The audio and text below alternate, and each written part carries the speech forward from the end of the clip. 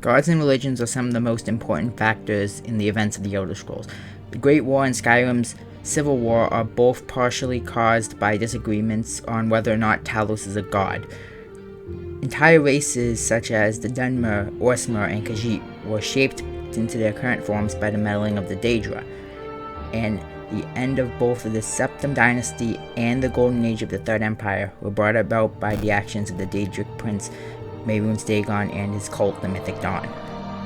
The Elder Scrolls is a universe where gods and religions are undeniably real, but it may surprise you to learn that the gods of the Elder Scrolls universe, the Aedra, the Daedra, and the ascended mortals such as Talos, Cyribane, and the Tribunal of Morrowind take inspiration from real-world mythologies and religions. Let's start off with the Imperial Nine Divines, starting off with Akatosh. He's the Imperial God of Time, and surprisingly there are very few major time deities in real-world mythologies, the only major one being Kronos, who you might know better as Father of Time, and it's a pretty good fit for Akatosh. Both of them are depicted as wise old men, usually draped in robes. Both are said to be some of the first deities to come to existence in their mythologies. Both are often associated with wisdom. Kronos also has a strange, unclear connection to the Titan Cronus, though that might actually just be some confusion because of the similarities of the name.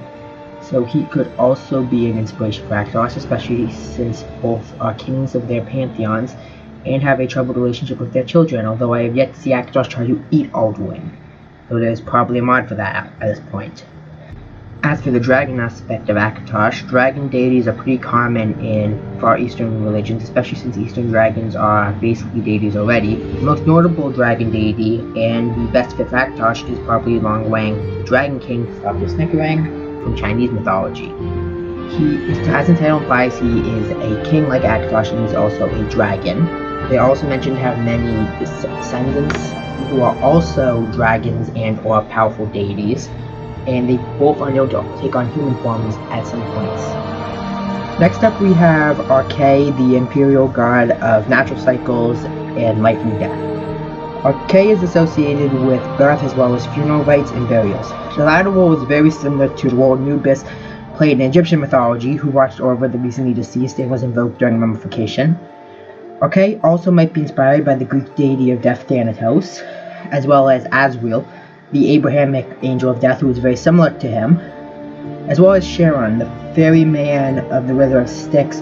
All three of these individuals are tasked with escorting the recently deceased to the afterlife, which is a role that Arkay does play in some cultures. Next up we have the Imperial Goddess of Love, Beauty, and Eros, Diabella, who is, it's just when it's obvious, it's based on Aphrodite and Venus, the Greek and Roman gods of basically the same things. This one is pretty obvious. Next up we have Kinnereth, the goddess of the wind, sky, and heavens, as well as nature and the elements. Now her sky aspect is probably based on the Egyptian goddess of the sky and heavens, Nut, while her nature aspect is probably inspired by both Mother Nature and the Greek goddess Gaia, or the Roman goddess Terra. Both Kine and these goddesses are known to be kind but also harsh, and are known to be very dangerous when disturbed. Next up we have Mara, the goddess of love and compassion, and also the most universal deity in the Elder Scrolls, appearing in practically every Elder Scrolls religion, basically unchanged, with the exception of Dark Elves and Argonians. Mara's inspiration is pretty obvious. It's the Virgin Mary from Christianity. I mean, this one is just as obvious as Diabella. And just look at it. Next up we have Stendarr, the Imperial God of Mercy and Justice. Now the justice aspect is probably derived from both the Norse god of justice, Forseti, and also Thor, who was a symbol of heroism and honor in Norse culture. And they also both have hammers that are impossibly heavy. He could also be based on Saint Michael, the archangel who cast Satan out of heaven in the Abrahamic religions. He is a champion of justice, hero of the sick, a guardian of the church, and a patron saint of the military and law enforcement, all of which are also things that Stendarr is. As for the mercy aspect, this one might seem a little out of left field, but the mercy aspect of Stendarr has a surprising amount of similarities to the Abrahamic God. Mercy, charity, and forgiveness are central to the Abrahamic religions, and Stendarr is associated with all of them, so it's definitely possible, but a bit less likely. Next up we have Zenithar. Now his association with the forge and his symbol of an anvil and his association with smiths makes him similar to Hesperus from Greek mythology, who is the god of the forge. However, his association with commerce and economics also means that he might be inspired in some way by Poseidon, who was also a god of economics and trade because he was the god of the ocean, which was the main source of trade back in ancient Greece. Finally, for the imperial pantheon, we have Talos. Talos is the deity form of the founder of the empire, Tiber Septim, who is believed to have ascended to godhood after death, filling Shazar's role as the ninth divine. This is very similar to Caesar Augustus and Julius Caesar in real life, who were worshipped in the Roman Empire as gods after their death, up until the 4th century AD, when worship of the Roman gods became outlawed due to the empire's conversion to Christianity. Talos worship is likewise outlawed in Tamriel as in the 4th era, but that is for different reasons. Tiber Septim is also inspired directly by both these figures as both rule conquerors and dictators, but also brought about stability and are seen as heroes among their people and great leaders. Talos is actually most likely named after the giant living brass statue that guarded the island of Crete in Greek mythology, and likewise Tiber Septim had his own living bronze giant statue, the Roman automaton, the Numidium, which he used to conquer the Sunset Isles, and Tiber Septim's name actually comes from the Tiber River, which flows through Rome. Moving on to the second most prominent pantheon in Tamriel, the Aldmeri pantheon. Starting with Auriel, the elven god of time and king of the elven pantheon. For starters, Auriel is associated with eagles and the sun, as well as his status as king of the gods is possibly linked to the Egyptian gods Ra and Horus. Both are associated with falcons, which are similar to eagles. Both are kings, with Ra being the king of the gods and Horus being the god of kings. Very confusing, I know. One is god of the heavens, which is also associated with Auriel because the sun is linked to Aetherius, and Ra is the god of the sun, which, as we said, Auriel is associated with the sun. Two other possible inspirations for Auriel are the archangels Uriel, which is otherwise known as the light of God, and Arel, the lion of God. Two archangels from the Bible, as well as possibly archangels in general. There's also the fact that he fights and kills Lorcan, the devil figure in the elven religion in the Elder Scrolls, which could link him to Saint Michael, the archangel in the Bible who casts Satan out of heaven. As for the time aspect of Auriel, that's most likely just to link him to Akatosh. Next up we have Trinomac, the knight of Auriel and the warrior god of the elves, who represents strength, honor, and is in some version of the elven creation story responsible for killing Lorcan.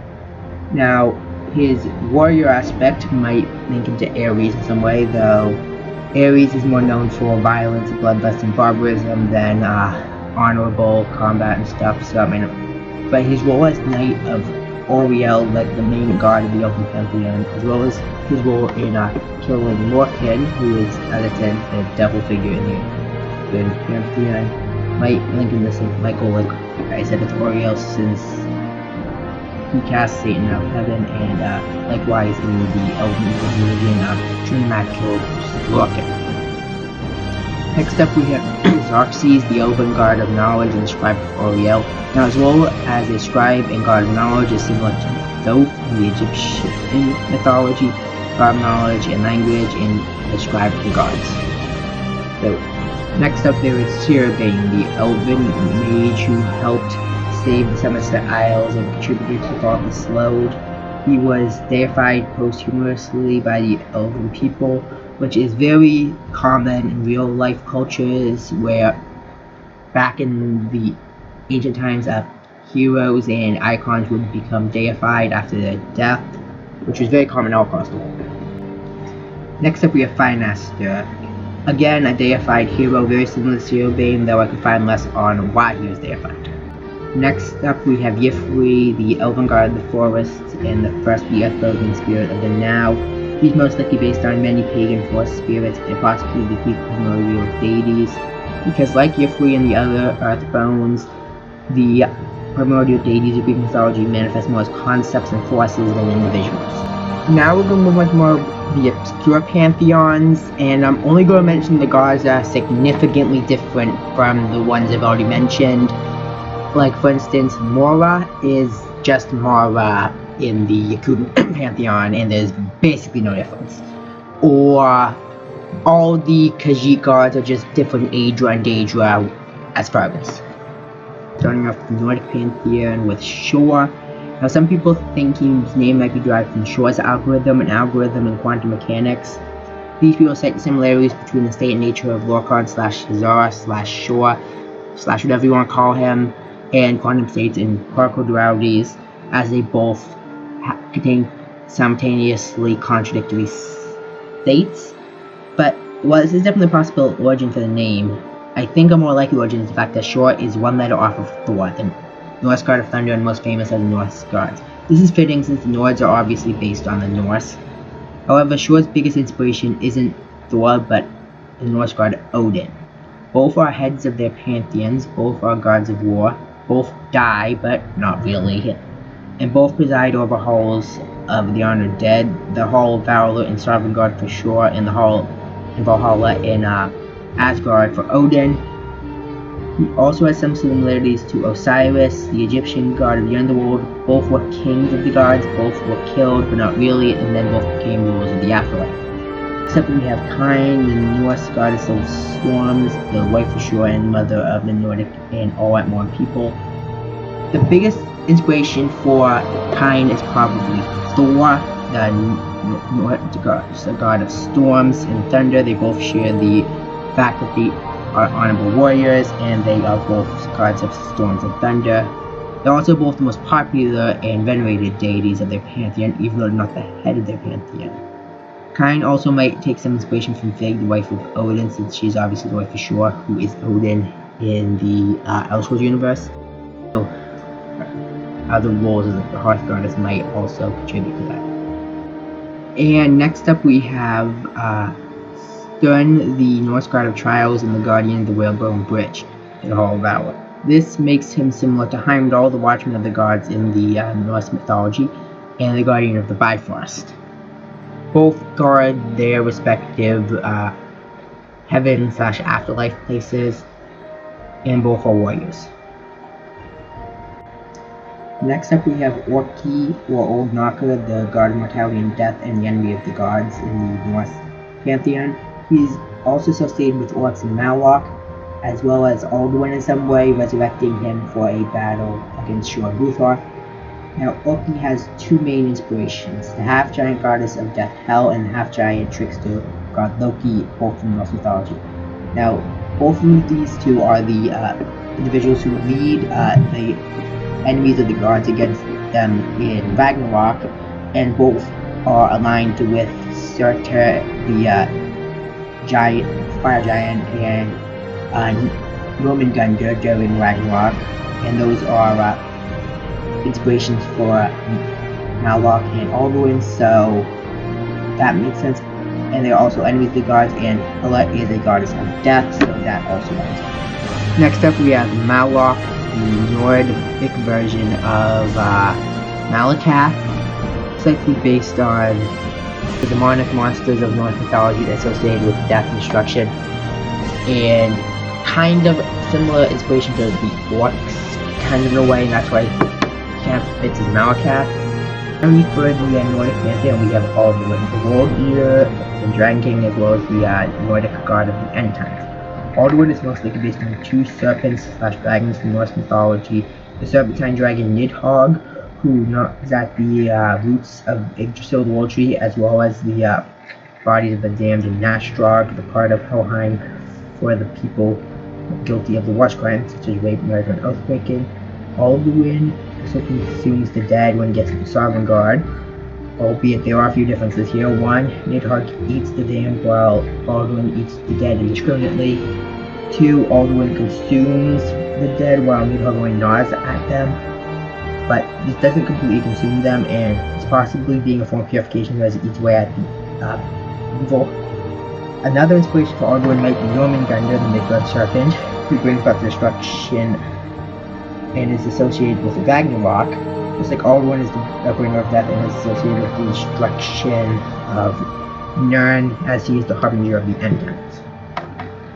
Next up we have the Khajiit pantheon, starting off with Bandar, the god of trickery and thieves. He's probably based on trickster gods like Loki and thief gods like Hermes and Mercury.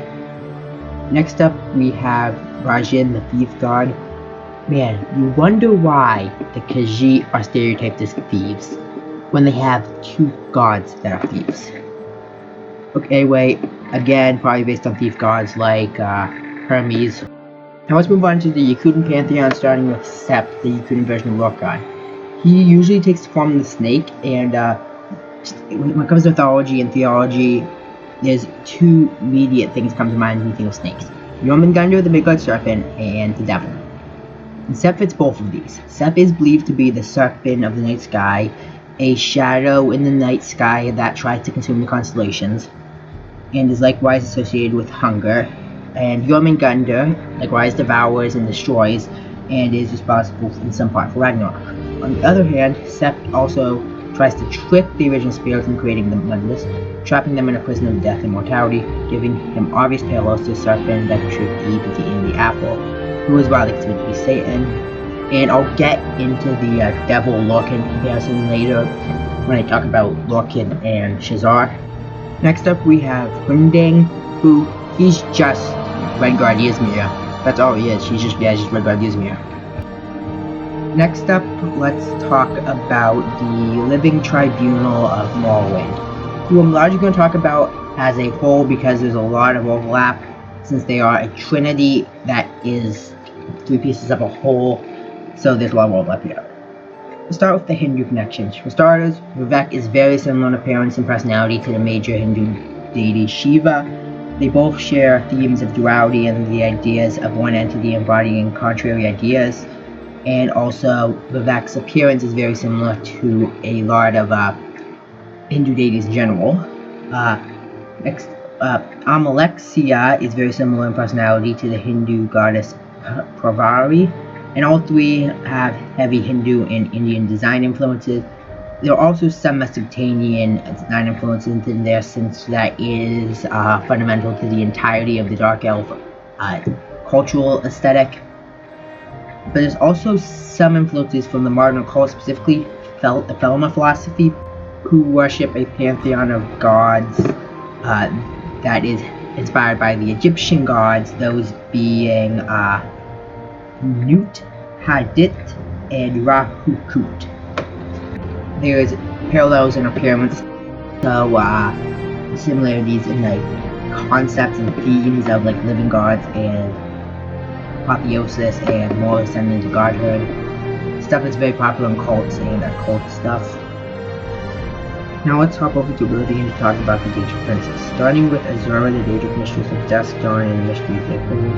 She's also associated with beauty, being called Mother of the Rose, but also vanity.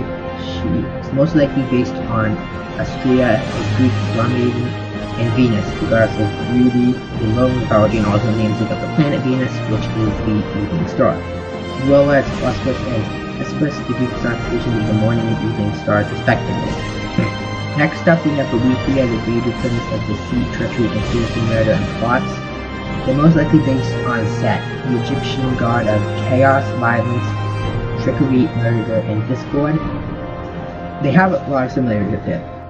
Also Eris, the Greek goddess of strife, and Dolos, the Greek god of deception, who might also be inspirations for Boethiah. Next up we have Kravkasvara, the Daedric Prince of Pacts, Wishes, Bargains, and Power. He has obvious similarities to a demon or the devil, since there's the obvious with the horns he has in Oblivion. He makes pacts, deals, or bargains with unforeseen consequences, and usually a steep price.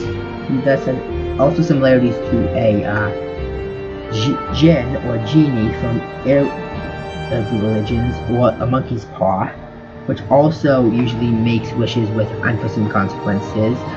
And being a trickster god, he might also be inspired by Loki, both have shape-shifting powers and are tricksters. His appearance in Skyrim is also very Norse in appearance, and his helmet has horns, which the Loki from Marvel, which is the most popular depiction of him in pop culture, also has. Next up we have Hermaeus Mora, the Daedric Prince of Forbidden Knowledge and Secrets. His design and spears make him obviously based on the eldritch gods of H.P. Lovecraft. In terms of appearance, he most likely resembles Shub-Niggura, Azog, and Gog-Sloth. I'm not pronouncing any of those correctly. And in function, he is similar to Gog-Sloth. Again, not pronouncing that correctly. Though I think his sphere and concepts are just based on eldritch horrors in general, with the concept of forbidden knowledge, unknowable secrets, and knowledge beyond mortal comprehension. Next up we have Hercene, the Daedric Prince of the Hunt. He's based on the Wild Hunt, a concept in Northern European folklore in which a group of some sort of new supernatural entities being led by a historical and mythological figure take part in a great hunt. Participants of the hunt have ranged from elves and fairies to valkyries to ghosts. The leader of the hunt has ranged from historical figures like Theodoric the Great, Vladimir IV, and King Arthur, to mythological figures like Odin, to biblical figures like King Herod or Cain, even Archangel Gabriel and the Devil. As you can tell, the myth changed a lot based on the region, but the core idea is very similar, and this is very similar to Hercene's, as they both involve a great hunt of sometimes animals, sometimes sentient beings, sometimes monsters, sometimes other stuff. And this is very similar to the Blood Moon that occurred in Morrowind, as seen also does something very similar. Next up we have Jiggalag, who honestly was just made as a foil / equal and opposite / parallel to Sheogorath for Shivering Isles DLC. Next up we have Malakath, the god of the spurned and ostracized, the god king of the orcs, goblins and ogres in such retro here, and I really think he was just made as an orc and goblin god, so he's based on like trolls, goblins, ogres, giants, similar creatures. I would say he has some Melkor influences there, but not really, since Melkor is so much more malicious, and Malakath actually treats the orcs that worship him decently, and Melkor is just like straight evil and just the worst being ever. Next up we got Mehrunes Dagon, the Daedric Prince of Destruction, Ambition, and Revolution. His name Dagon is also the name of a demon in D&D and a eldritch god in the works of H.P. Lovecraft, and the Semitic god of crop and fertility, but none of these are all that similar to Mehrunes Dagon in any way, other than the name, and the former are quite fish-like demons, and the third is a god of agriculture. In designing character, he resembles a few deities. Let's start with the obvious ones. Dagon has obvious similarities to a typical depiction of Satan or a demon. There's the red skin, the horns, the fangs. There's also that his realm of Oblivion, the Deadlands, looks like a typical Christian depiction of hell, and his Daedra servants look like various depictions of demons across history. There's the Jumora with red or pitch black skin, with horns, scans, which are short bipedal creatures with claws and tails and long ears. There's Daedros, which are reptilian beasts. But Dagon is not just aesthetically similar to Satan, there's also other similarities. The Bible Satan and his demons can't go around causing atrocities because they are trapped in hell. However, during the end times he breaks free and causes massive amounts of death and destruction, being struck down after that by St. Michael. Likewise, Mehrunes Dagon usually can't attack Mundus due to the barrier protecting it from Oblivion. However, at the end of the Third Era, the Mythic Dawn was able to sever this barrier, and Mehrunes Dagon invaded Nirn, almost destroying the world before being driven back to Oblivion by Akatosh and Martin Septim. And looking at the mythic gods' beliefs, they are similar to many ways to Luciferian and Satanist beliefs. Both enemies they god are seen as evil by most people and society at large. But Luciferians in real life and mythic dawn view their respective figures as liberators and bringers of enlightenment. Another inspiration range Dagon might be Shiva, the Hindu god of death. Shiva is evidence is this is they both have similar spheres, they both have 4 arms, and they both are sometimes seen as necessary evils. And finally we have the giants of Norse mythology, most significantly Surtur, the fire giant of Muspelheim, who during Ragnarok leads the army of giants and monsters along with Loki and Hel, eventually destroying the world.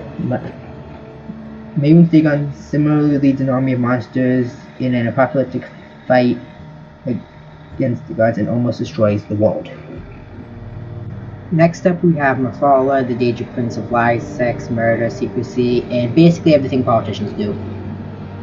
Her name is derived from Mephistopheles, a major demon in Germanic Christian folklore, who some have interpreted to actually just be an alias for Satan. And this demonic name origin makes sense since Mephala is a tempter who leverages people's vices to get what they want, and is a god of seduction, murder, deceit, and lies. But biblical demons aren't her only inspiration. They may also be based on the Sisters of Fate, since they both see lives and affairs of mortals as a tapestry or web. They may also have some inspiration from Arachnia, the weaver turned into a spider in Greek mythology. They're both weavers, both spiders. Fall may also be based on Kali, the Hindu goddess of death, sexuality, violence, and murder and stuff, and all these things are embodied in Fala. And also that statue of her in Oblivion has a ton of Hindu aesthetics and visuals. Next up there's Meridia, the former Magnity cast out with Aries, now the Daedric mistress of light and the energies of life. This is extremely similar to a fallen angel, the only difference being that fallen angels are usually seen as pure evil and the original demons. However, Meridia is more morally gray, sometimes doing good things like saving Narn from Moloch Bao during the plane meld, but she also did some pretty messed up things like aiding the Aelids in their conquest and enslavement of humans.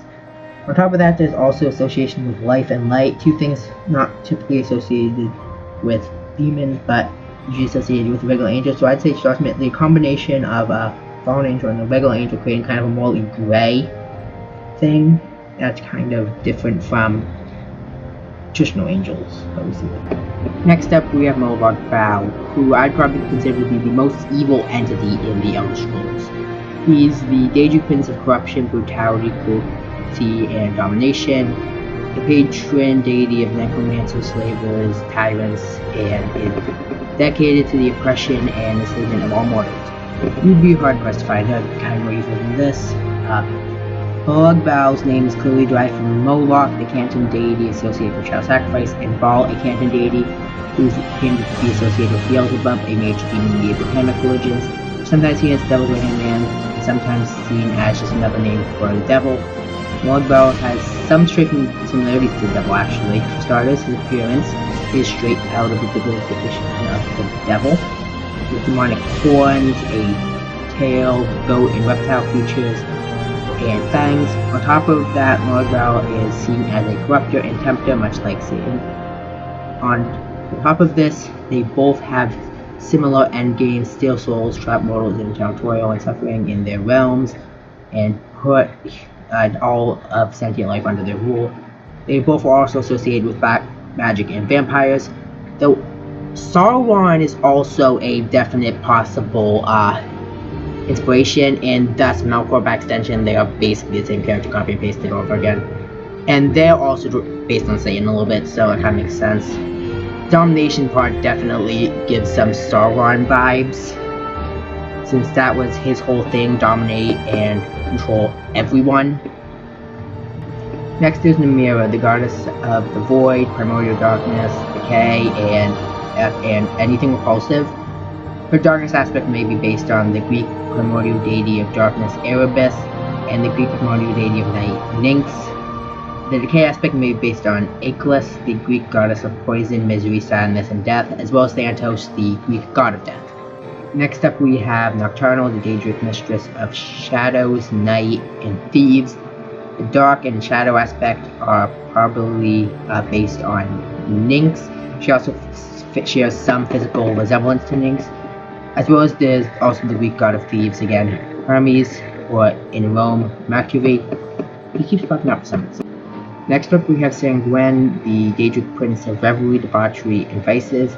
Now his name means optimism and positivity, but that doesn't really help us. Now his appearance and emphasis on debauchery and vices makes it clear that he is in some way influenced by demons, since they are also tempters and have connection to vices and bad stuff and debauchery and such.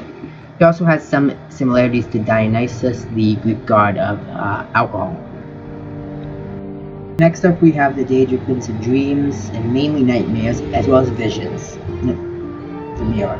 She is most likely based on Ephesus, the Greek personification of nightmares, as well as the Greek god of sleep, Nos, and the Greek god of dreams, Morpheus.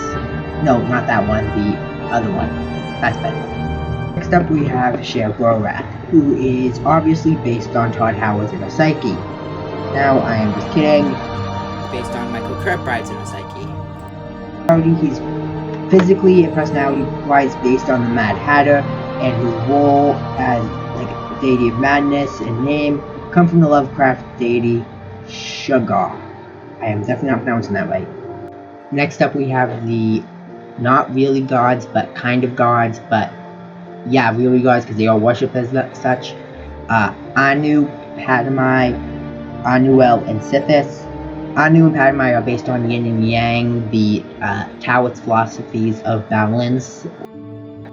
Anuel is the god in a lot of ways. As a creator of all, he created the deities of the Elder Scrolls, which could be seen as akin to angels in some way. If you look at like the elven interpretation of things, and it's seen as a all like good force of like purity and light.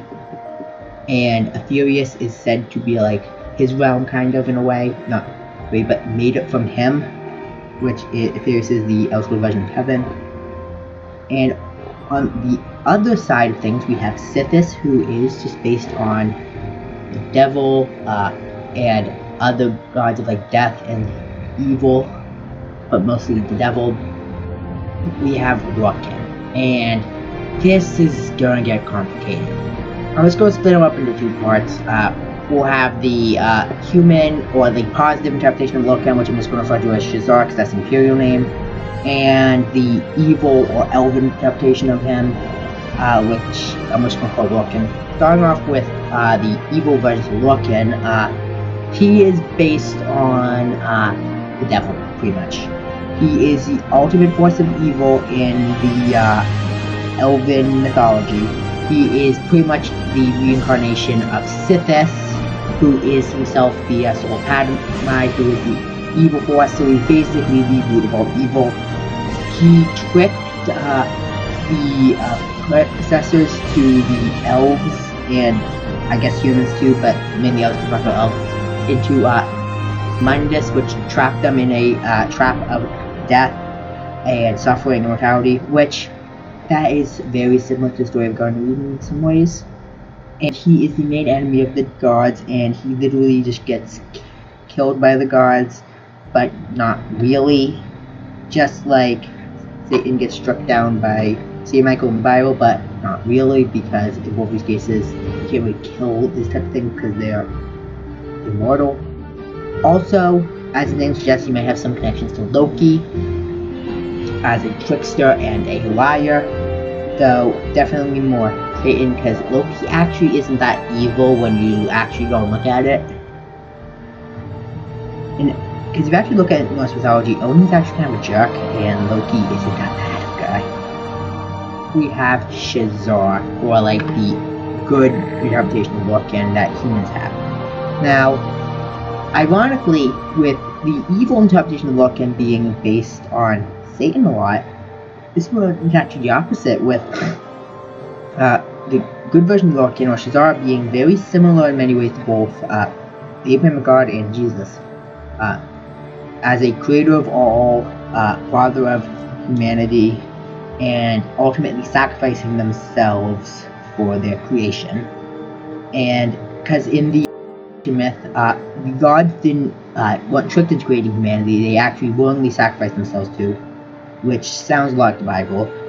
And Loken was the one who encouraged that, and also that's kind of the reason he is dead, because he sacrificed himself, which is definitely reminiscent of Jesus' was. Possible inspiration for Shazar is the Greek titan Prometheus, who was the creator of humanity and was punished by the gods for giving humanity fire. Likewise, Lorcan is punished by the gods for creating the mortal plane.